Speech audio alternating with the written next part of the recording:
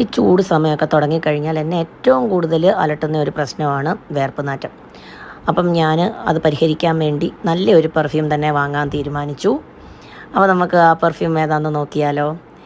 ഞാൻ എന്തായാലും ലോഗോ കാണിക്കാം. നിങ്ങൾ ആ ലോഗോ വെച്ച് തന്നെ ഏത് പെർഫ്യൂമാണെന്നൊന്ന് കണ്ടുപിടിക്കാൻ നോക്ക്.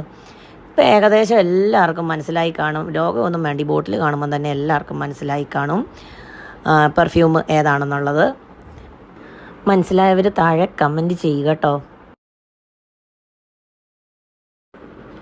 അപ്പോൾ നമുക്ക് ട്രൈ ചെയ്ത് നോക്കാം. പുറത്തുനിന്ന് മണത്ത് നോക്കിയിട്ട് പ്രത്യേകിച്ച് മണമൊന്നുമില്ല. നല്ല മണമാണ് കേട്ടോ, കൊള്ളാം.